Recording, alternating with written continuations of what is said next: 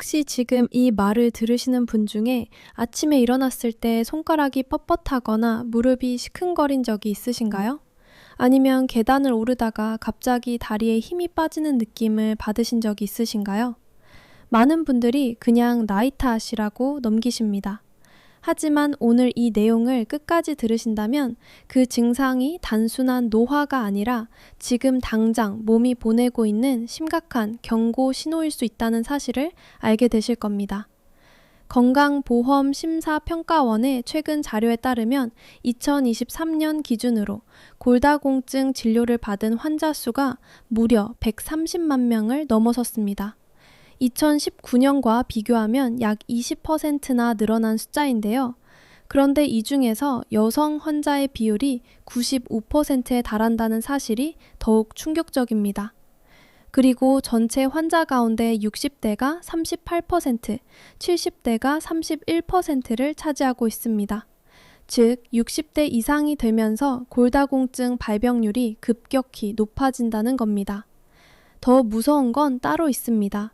당뇨병 학회 자료에 의하면 우리나라 당뇨 환자가 이미 600만 명을 넘어섰고 당뇨 전 단계를 진단받은 분들까지 합치면 1,500만 명에 이릅니다. 그런데 이 가운데 무려 75%는 제대로 된 건강관리조차 하지 않으면서 병을 키우고 있다고 합니다. 골다공증과 당뇨, 이 두 가지는 우리 어머니, 아버지 세대가 가장 조심해야 할 질환인데 정작 일상에서 어떻게 예방해야 하는지 모르는 분들이 너무나 많습니다. 오늘 제가 알려드릴 내용은 이 두 가지 질환을 동시에 예방하고 관리하는 데 도움이 되는 채소들입니다. 단순히 몸에 좋다는 수준이 아니라 어떤 성분이 어떤 방식으로 우리 몸을 지켜주는지, 그리고 어떻게 먹어야 그 효능을 최대한 끌어올릴 수 있는지까지 구체적으로 알려드릴 겁니다. 끝까지 들어주시면 반드시 도움이 되실 거라 확신합니다. 먼저 골다공증에 대해 조금 더 이야기를 나눠볼게요. 골다공증은 뼈의 밀도가 줄어들고 강도가 약해져서 가벼운 충격에도 쉽게 골절되는 질환입니다. 문제는 이 질환이 특별한 증상이 없다는 겁니다. 실제로 뼈가 부러지거나 합병증이 생기기 전까지는 스스로 알아차리기가 거의 불가능합니다. 혹시 증상이 나타나더라도 허리에서 느껴지는 작은 통증이나 피로감 정도인데 이마저도 나이 들면서 흔하게 겪는 대상이라 대부분 그냥 넘기게 됩니다. 앉았다 일어설 때 다리가 저리거나 아침에 일어났을 때 허리가 유독 뻐근하거나 키가 조금씩 줄어드는 느낌이 드신다면 반드시 주의를 기울이셔야 합니다. 특히 여성분들은 폐경을 전후로 여성 호르몬이 급격히 줄어들면서 골밀도가 빠르게 낮아지는 경우가 많습니다. 그렇기 때문에 50대 중반 이후부터는 1년에 한 번씩 정기적으로 골밀도 검사를 받으시는 것이 정말 중요합니다. 그렇다면 골다공증을 예방하기 위해 음식으로 무엇을 챙겨야 할까요? 대부분의 분들이 칼슘만 생각하십니다.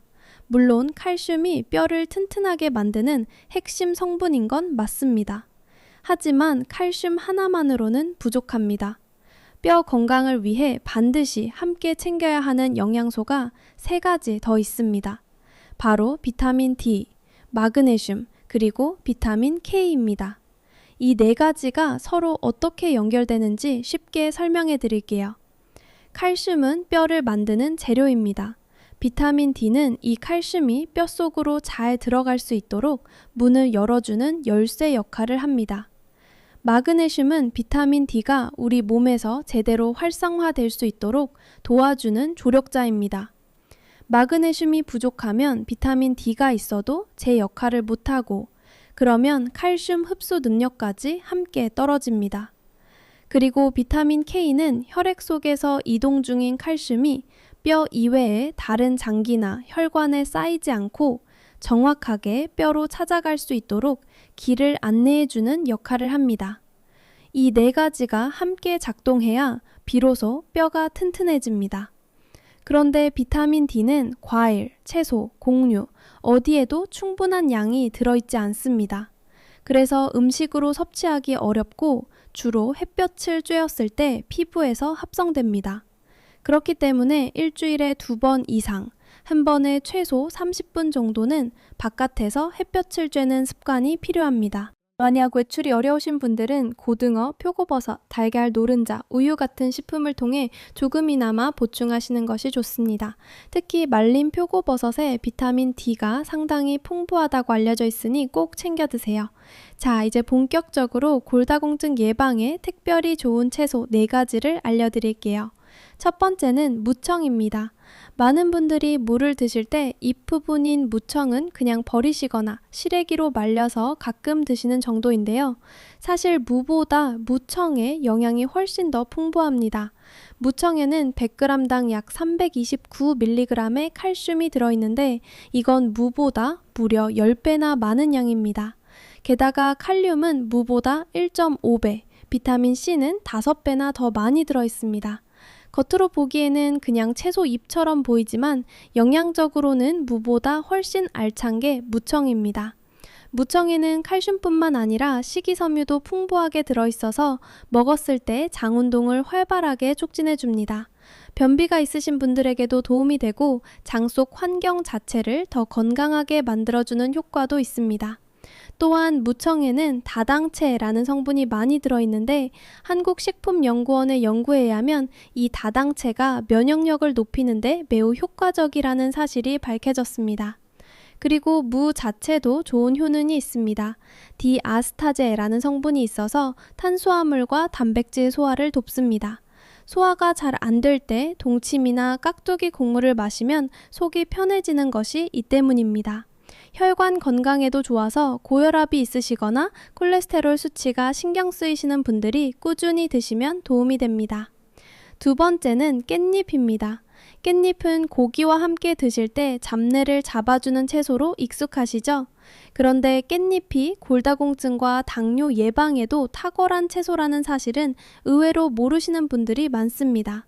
깻잎에는 100g당 296mg의 칼슘이 들어있어서 칼슘 함량이 높기로 유명한 시금치보다 약 5배나 많습니다. 여기에 마그네슘과 비타민 K까지 풍부하게 들어있어서 뼈 건강에 필요한 핵심 영양소 4가지 중 3가지를 깻잎 하나로 해결할 수 있습니다. 철분도 풍부해서 빈혈 예방에 좋습니다.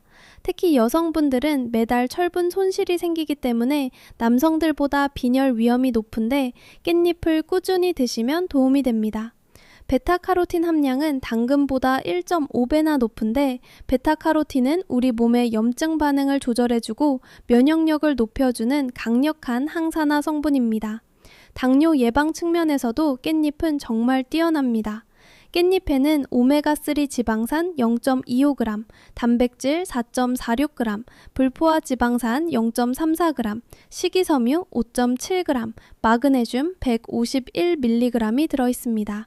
당뇨 예방에 중요한 성분들을 이렇게 풍부하게 담고 있는 채소는 흔치 않습니다. 오메가3 지방산은 당뇨와 관련된 심혈관계 질환의 위험을 낮춰주고 마그네슘은 인슐린이 제대로 작용할 수 있도록 도와줍니다. 식이섬유는 식사 후 혈당이 급격히 올라가는 것을 막아줍니다. 특히 주목할 점은 깻잎에 들어있는 독특한 향성분인 페릴케톤입니다. 이 성분이 방부제 역할을 해서 고기나 생선회와 함께 먹을 때 식중독 예방에도 효과가 있습니다. 또한 혈액 속 지방 성분이 지나치게 늘어나는 것을 막아줘서 혈관이 좁아지는 동맥 경화 예방에도 좋습니다. 재미있는 사실은 전 세계에서 깻잎을 음식으로 먹는 나라가 우리나라뿐이라는 점입니다. 이렇게 뛰어난 채소를 우리만 즐기고 있다는 게 자랑스럽기도 합니다. 세 번째는 케일입니다. 세계보건기구에서 3대 면역식품 중 하나로 선정할 만큼 효능이 뛰어난 채소입니다.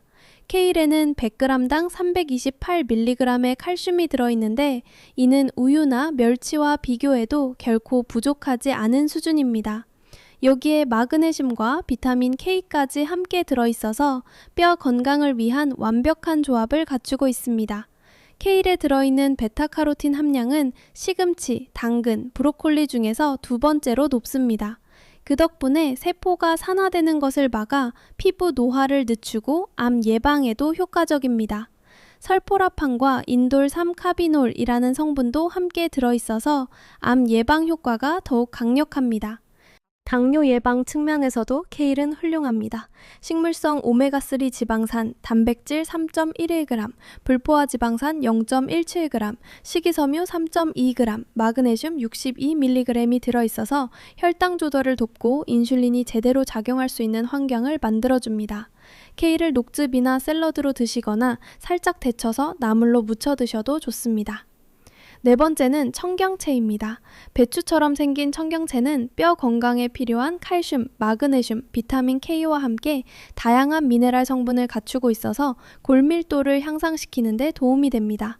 청경채 한 컵 분량에는 하루 비타민 K 권장량의 26%가 들어있습니다. 이 비타민 K가 칼슘을 올바르게 뼈로 안내해주는 역할을 한다는 사실, 아까 말씀드린 것 기억하시죠?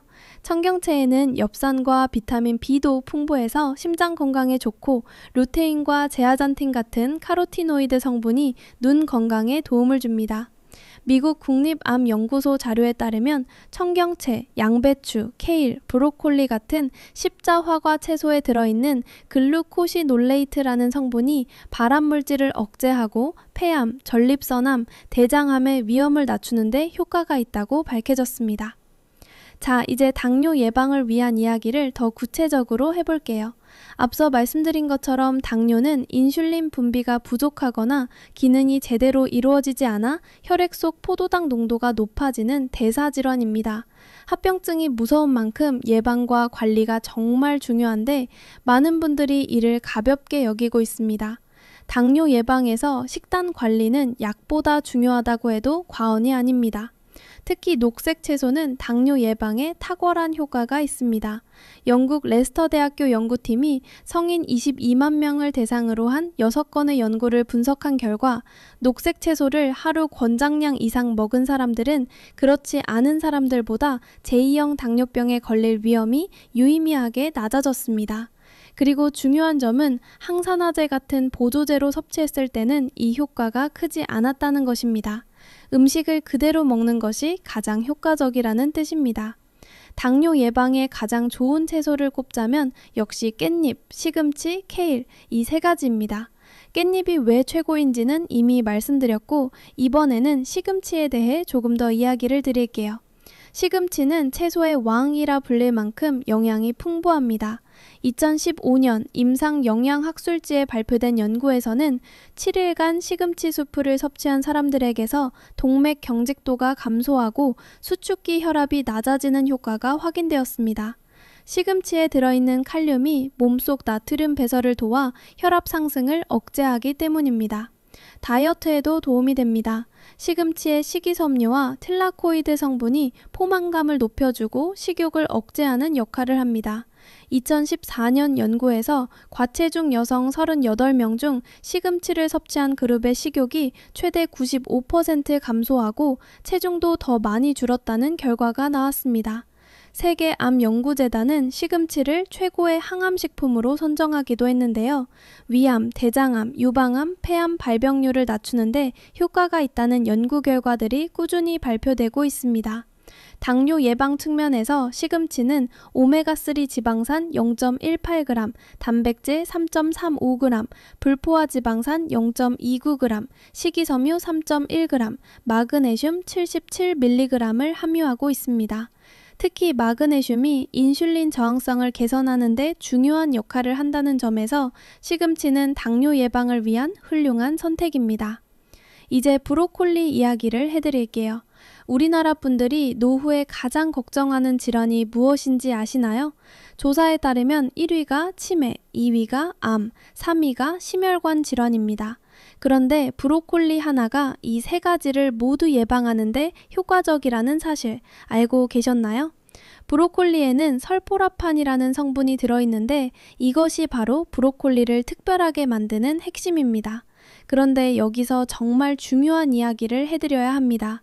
많은 분들이 브로콜리를 끓는 물에 데쳐서 초장에 찍어 드시는데 이렇게 먹으면 설포라판 효능이 거의 사라집니다. 연구에 의하면 브로콜리를 데칠 경우 영양소 손실이 가장 크게 일어납니다. 즉, 건강을 위해 먹는다고 브로콜리를 드시면서 정작 가장 중요한 성분을 버리고 있었던 셈입니다.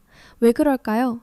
브로콜리 안에는 설포라판의 전 단계 물질인 글루코시놀레이트와 이것을 설포라판으로 전환시켜주는 효소인 미로시나아제가 각각 다른 세포 공간에 분리되어 있습니다. 이 둘이 만나야 비로소 설포라판이 만들어집니다. 그런데 뜨거운 물로 가열하면 미로시나아제가 파괴되어 설포라판이 생성될 수 없게 됩니다. 그렇다면 어떻게 먹어야 할까요? 가장 좋은 방법은 쪄서 먹는 것입니다. 2010년 발표된 연구에서 브로콜리 조리 방법별 영양소 보존율을 비교했는데 찌는 방법이 가장 높은 영양소 보존율을 보였습니다. 전자레인지를 이용하는 것도 괜찮습니다. 데치는 것은 영양소 손실이 가장 크므로 가급적 피하시는 것이 좋습니다. 효능을 더 끌어올리고 싶으시다면 이렇게 해보세요. 브로콜리를 요리하기 전에 미리 잘게 잘라서 1시간 이상 그대로 두세요. 글루코시놀레이트와 미로시나아제가 미리 만나서 설포라판이 더 많이 만들어질 수 있습니다. 또한 겨자, 고추냉이, 양배추 같은 십자화과 채소를 함께 드시면 미로시나아제를 보충해 줄 수 있어서 설포라판 생성을 극대화할 수 있습니다. 혹시 데친 브로콜리를 드실 때도 이들 채소를 곁들이면 항암 성분을 어느 정도 살릴 수 있습니다. 한 가지 더 알아두셔야 할 점이 있습니다. 우리가 주로 먹는 부분은 브로콜리의 꽃봉오리, 송이 부분인데 사실 글루코시놀레이트가 가장 많이 들어있는 곳은 줄기입니다. 그 다음이 잎이고 송이가 가장 적습니다. 그러니 줄기를 버리지 마시고 얇게 썰어서 함께 쪄주시면 훨씬 더 많은 영양소를 섭취하실 수 있습니다. 브로콜리를 씻는 방법도 알려드릴게요. 꽃봉오리 사이사이에 먼지나 작은 벌레가 숨어 있을 수 있기 때문에 제대로 씻는 것이 중요합니다. 먼저 흐르는 물에 꽃봉오리를 뒤집어서 전체를 헹궈주세요. 그 다음 소금이나 밀가루를 녹인 물에 뒤집어서 15분간 담가두면 됩니다. 이때 브로콜리가 물 위에 떠오를 수 있으니 컵으로 눌러서 물에 잠기게 해주세요.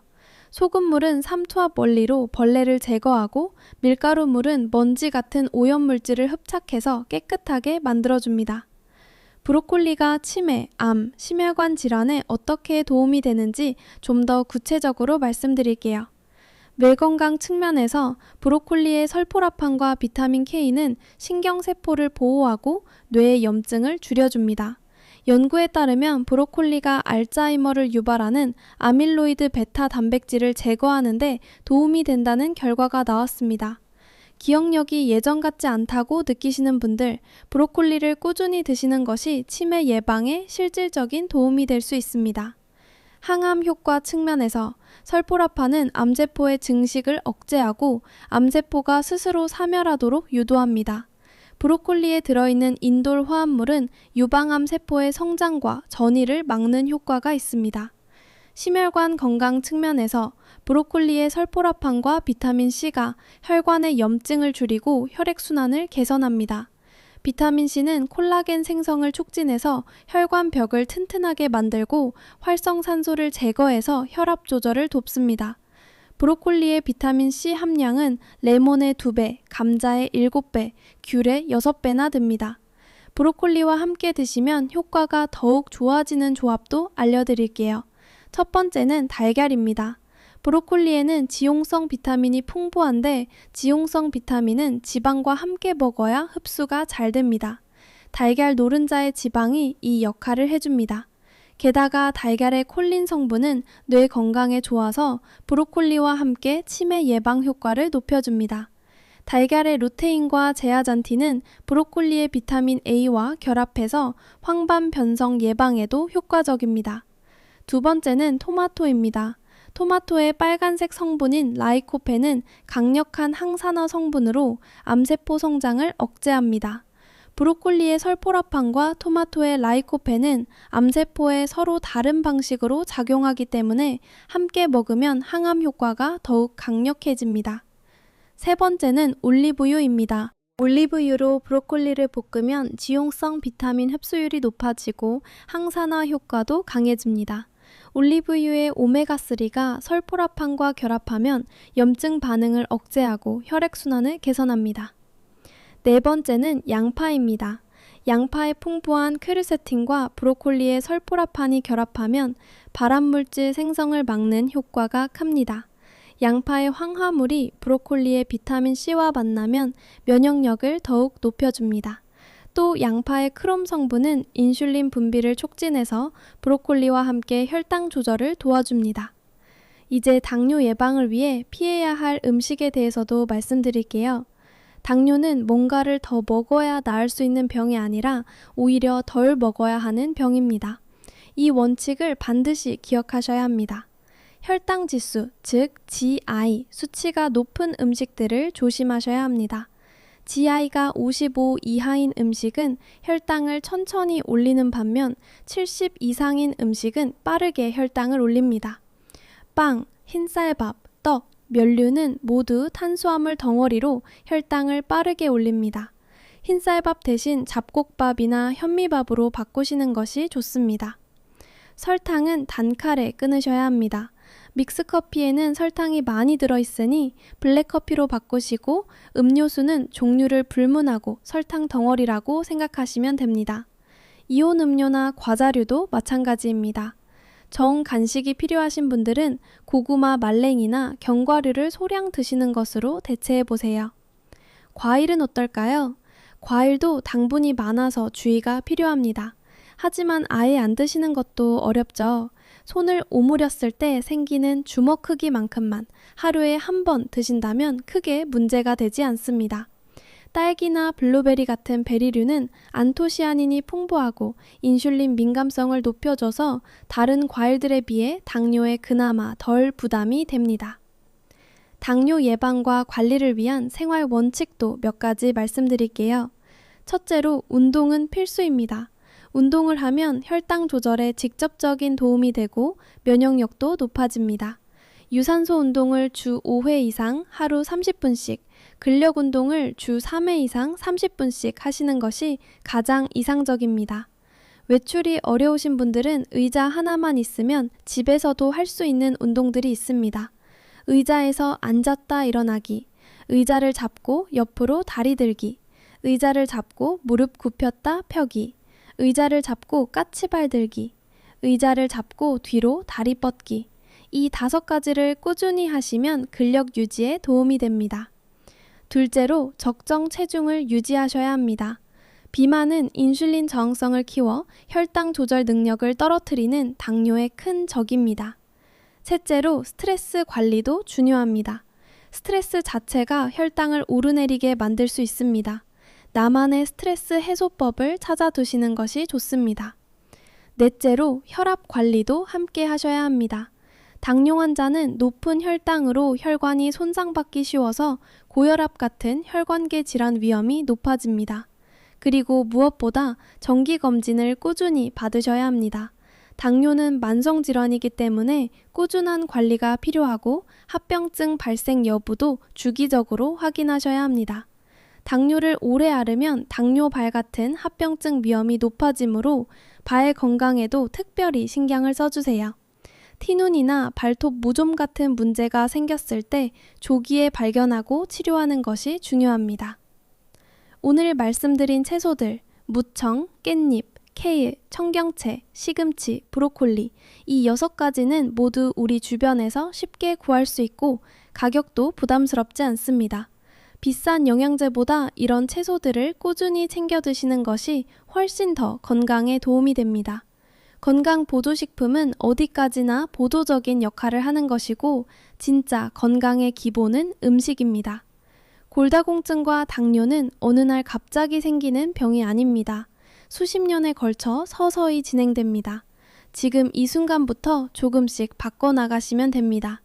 오늘 식사부터 깻잎 한 장이라도 더 드시고 브로콜리를 데치는 대신 쪄 드시는 것부터 시작해보세요. 작은 변화들이 쌓여서 나중에 큰 차이를 만들어냅니다. 뼈가 부러지고 나서 혈당이 심각하게 높아지고 나서 후회하지 않으시려면 지금 이 순간이 중요합니다.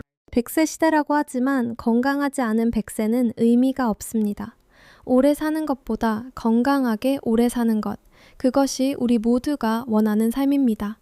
오늘 알려드린 내용이 여러분과 여러분의 소중한 가족에게 실질적인 도움이 되기를 진심으로 바랍니다.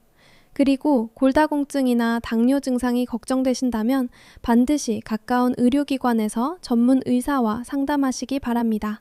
이 내용은 건강 정보를 드리기 위한 것이며 의사의 진료와 치료를 대신할 수는 없습니다.